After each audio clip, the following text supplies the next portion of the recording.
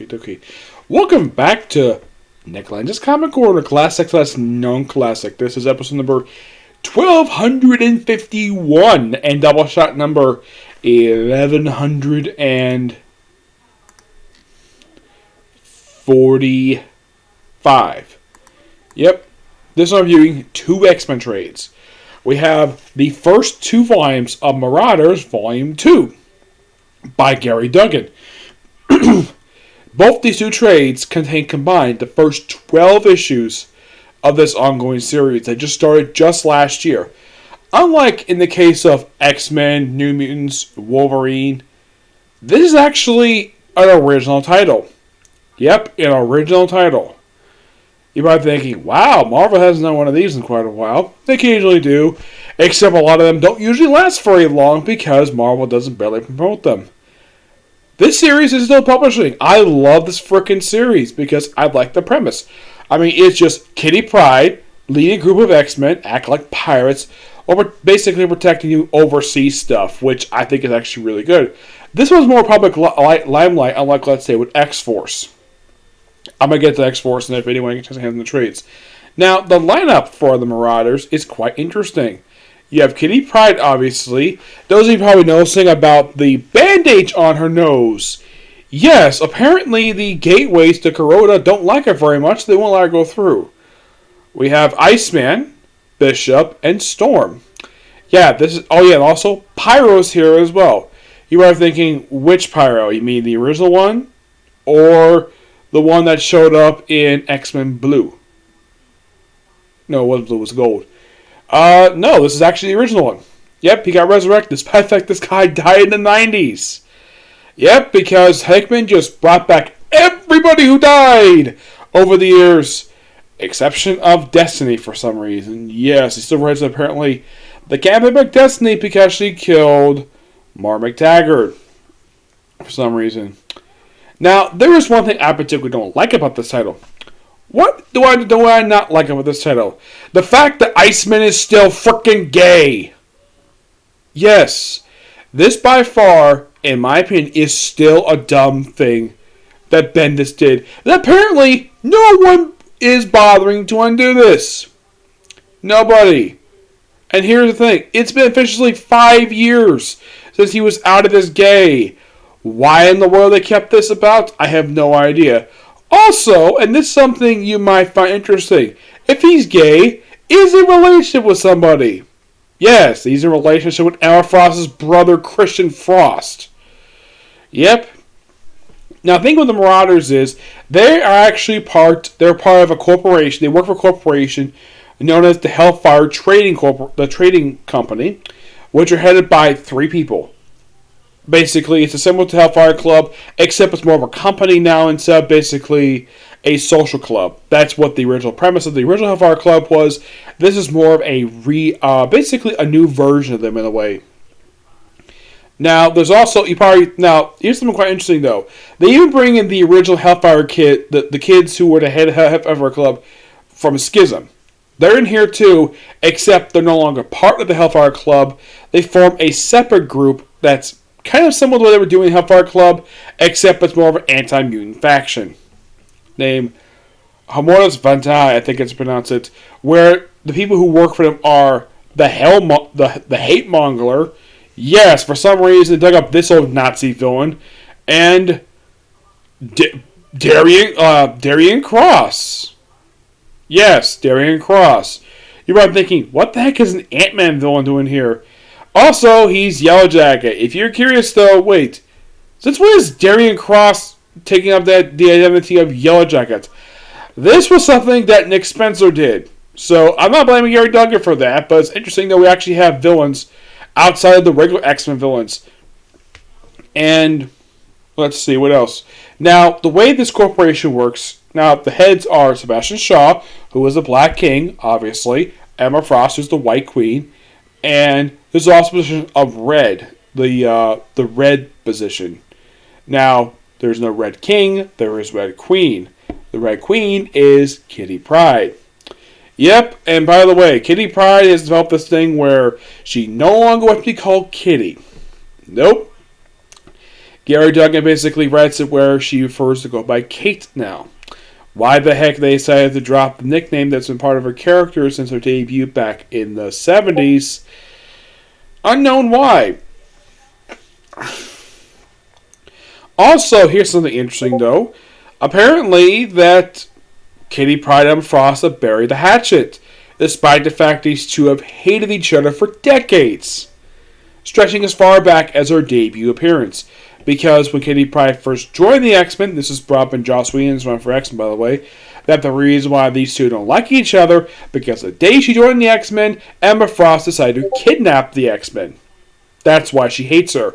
And apparently they're buddy-buddy now, and it's very heavily implied that Emma Frost has got a thing now for Kitty Pryde.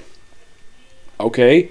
Also in these issues, this is actually real toward the end of the second trade, that Kitty Pryde has been officially outed as bisexual. I'm like, okay.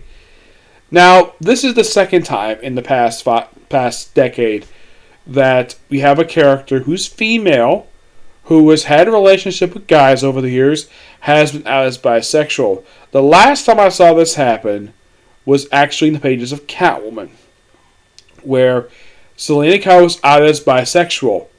But here's the thing. Nothing was done with it. It popped up after the kiss with the other woman. Didn't do anything with it. Kitty Pryde also apparently got out basically dealing with getting change back by making out with people. First with some guy who's a tattoo artist, and with a woman at the end of issue 12. Which I'll get to more of that. Now, they're pretty much basically... Now, Bishop was also part of the team as well. Yes, Lucas Bishop was part of the team. Now, part of this, I think the last time officially Lucas Bishop has been involved in any capacity related to the X-Men books was back in Kenny X-Force. No, wait, it wasn't that book. It was Astonishing X-Men by Charles Shaw back in 2017. Yep. He was part of that book. And then once Charles Shaw left the book in 2018, he wasn't seen again for over a year. Until he popped up here as a member of the supporting cast, part of the cast. Also, Callisto is here. Now, the Marauders name came about because it was the first thing that Kitty Pryde think of for the name of her team. Despite the fact these are X-Men. And of course, they have gone through a couple different ships. First one they stole, and then the other one was officially given to them by the Hellfire Corporation. Yep, and then... Apparently because now the thing is, apparently Emma Frost has had a grudge against Kitty Pryde. Apparently that's been transferred to Sebastian Shaw, who has basically also resurrected his dead son, Sibby Shaw, to be his Black Bishop. And Kitty Pryde appoints Lucas Bishop, as her Red Bishop. The White Bishop, in case you're curious though, who is the White Bishop for Emma Frost? It's Christian Frost, her brother. Okay, so that's something interesting though. Two of the three people who are in charge of the Hellfire Corporation, their bishops are their relatives. For Sebastian Shaw, it's his son. Which, that actually makes some sense, though he apparently lies to him about the fact that he was the one who killed him in the first place. I should point out, though, the last time that Sibby Shaw popped up in an X-Men book was back in the Rosha, back in 2010. Yes, the guy apparently been killed off-screen, well, in the case of comics, off-panel, and he was briefly resurrected part of that crossover, and he was never seen again until just this story to this series. Now, at the end of issue 6, one of the most strangest things happens. Sebastian Shaw kills Kitty Pryde, and she kind of remains dead for the next few issues, and they try to resurrect her multiple times. It's not until the end of issue 11 when she's finally resurrected. Yes, apparently she was having difficulty trying to resurrect, and when she finally resurrected, they were able to basically restore her, perfectly fine. Oh yeah, and by the way, the last thing she remembers before she died was that she kissed Emma Frost. I went back like, what, did she make out with her? No, she just kissed her on the cheek. Yep. And then, of course, They're like, oh, thank you. Though, don't worry, this is actually before the events of Exosaurus. This book doesn't lead to Exosaurus, by the way. Yeah, that doesn't happen for a little bit. So, that's when she goes to the tattoo artist to get her tattoo. What tattoo does she get? Kill Shaw on her fist. Yes. For some strange reason, they decided to have it where she got this. Also, she still has her Jewish pendant. Something that, as far as I can tell, she's never really displayed before. I mean, yes, Kitty Pryde has been it's part of her character that she is Jewish. That's perfectly fine. As far as I can tell, she's never actually worn this thing before in public. Yes, at some point she had this particular thing. I don't remember this at all during her time, during the Chris Claremont run. She wore this thing, or any run that featured her. So, I like the fact that we have her leading a team again. First time since the X-Men Gold book. Yes, I think this is a brilliant move on the part of Marvel to do, because my guess is they must have liked what Guggenheim did with her during X-Men Gold. So, like, okay, have her not lead the X-Men per se, but have her lead one of the other teams of X-Men because she's got good leadership experience. Okay, that's good. Packing her team with people she's familiar with, that's a good thing too. I mean, it's actually a really good lineup. Forge appears in here a few times in the book. He's not a regular character for some reason.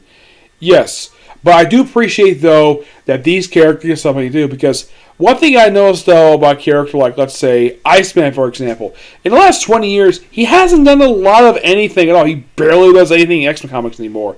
Yes, I mean, people tend to talk about how Cyclops, Jean Grey, and Angel, and Beast get a lot of love, but not Iceman. And yet, he was the youngest member of the X-Men, joined the X-Men. Remember the X-Men at the time he first joined, until Kitty Pryde joined the X-Men when she was 13. How old she is now? She's presumably in her mid to late 20s, I'd say. Yes. Now, who does the artwork for these issues? Yes. For the issues published in Volume 1, there are about a few different artists on here. For issues, the first two issues in 5 through 6, it's by Mato Loli. For issue 3, it's Michelle Bondi. For issues 4 through 6, is Marcus 1, and issue 6 is also done by Marla Polito and with Elizabeth DeMicalo. The cover art is done by Russell Derman and Matthew Wilson. That's who does the artwork in this trade here. Let's put this over here. The one for this one, for the second volume for the series, it's only Stefan Castelli who does issues 7 through 8 and 10 through 11. The other two issues, 9 and 12, done by Matt Lilloi with still the same cover art, Russell Derman and Matthew Wilson. I gotta say, for the first 12 issues of this particular series, it is really, really good. I give this book, both books, a 9.5 out of 10. They're damn good. I do recommend it for people who are fans of the X-Men franchise, because you get some enjoyment out of this. Plus, I love the fact, oh yeah, and also, Donald Pierce is alive now. I'm like, really? Donald Pierce is alive. I'm like, I get how the other people brought back Kuroda, basically, Kurotoa, the island brought back because they're basically organic. He's a robot. When the heck came back to life? No idea. Also, he is no longer associated with the Hellfire Club. He is, get this, he is Mandrapor's ambassador to the United Nations. How the heck is this possible? I have no idea. Especially since Mandrapore is run by Tiger. A character who was an old Wolverine supporting character, first debuted back in the 80s. How the heck was this possible? I have no idea. Also, they deal with a bigot who runs a mutant rally. There's also a guy they run into who really wants to go to Kurota because he's a big fan of the mutants. Okay, perfectly fine. This character doesn't show up again after his one appearance. Well, in the case of these issues overall, they're pretty fun. And here's something quite strange. I think this, from what I can tell, this series was coming out like twice a month. Yeah, twice a month for this series. Yes. Let me look up on here, see exactly what was the most recent issue that came out, because Yeah, it was actually just a few weeks ago. Yeah. Now, the most recent issue was actually issue 16, which had nothing. Now, next few issues basically are, I think, part of the X of Swords crossover, which was, if you're curious about my opinion about that crossover, it is really, really good. I love that crossover. I'll discuss more about that tomorrow, about good things that happened this year. Despite all the bullcrap happening around it. Mm-hmm. Yep. But all in all, two really good trades. Now, how did they get these two trades particularly? Now, the first trade I wanted to get from Barnes & Noble, because I figured it was out, get it. But Barnes wouldn't have it, so I bought it from Amazon. That's why I got the first book. Second book I actually picked up just today from Barnes & Noble. Mm-hmm. And if you're curious, though, how much this trade cost, it is $15.99 compared to the main X-Men book, which is $15.99. Why the heck Marvel would charge one of the spin-off books more than the actual main book makes no freaking sense. I mean, now, in the case of Dawn of X, I will be discussing more about that in my open topics, because the whole Dawn of X initiative is absolute brilliant book of genius on the part of John Hickman for doing this. Because the X-Men have got tons of characters, and creating these other spin-off books is a brilliant idea, because it gives them lots to do, because they might not get enough screen time in the main X-Men book. I mean, you need these other books because the X-Men have got so many characters. Wow. Also, let me discuss the 5. Yes, they actually briefly appear in here. Yes, the 5. Which is comprised of characters you're probably thinking, really? Yeah, these are the 5. Let's see if I can find them here. They are... Yes, the 5 are Tempest Bell, Hope Summers, Gold Balls, and I think this is Doug Ramsey. Yeah, these 4 people, these people here are actually responsible for all the resurrections. Yeah, they're the ones in charge of the resurrection protocols. Now, Tempest Bell and Gold Balls are very recent characters. I like the fact they're doing this. Gives them a role in the X books. Though they're apparently not regular characters in the X books, but I do appreciate them. Tempest Bell, she, believe it or not, she actually disappeared after Bendis was run for All New X-Men. Actually, it wasn't that book. It was... Well, she actually left just prior to the end of his run. Yes, because it involved a bunch of time travel stuff. Yeah, she just left because she brought Charles Xavier in the future just to solve a loose end involving one other character. And after that, she left. That was back in, I think it was like 2014, I think it was. So her appearing in here recently, this is her first appearance in 5 years. Yes, I am very happy with the fact Hickman gave her something to do. Even though it's not really a big role in some of her books, I kind of wish these characters would get their own book per se, or at least give them a backup feature in some of these books. Pick one of them, yes. Will I be discussing the other X books per se? Yes, I will be discussing them. One book that might be curious for me to discuss will be Fallen Angels. Especially since this book is actually the first and only X book to get canceled. Yes, and it was meant to be replaced with a different series, per se. It's actually replaced to bring a couple other series. One of whom was actually launched right afterwards. The other one has received numerous delays. I will be discussing that when I make a hands on the trade itself. But yeah, that's particularly it for this particular review, and that's it for videos today. Now, in the case of what videos are coming tomorrow, tomorrow I'll be starting To Love Ru tomorrow.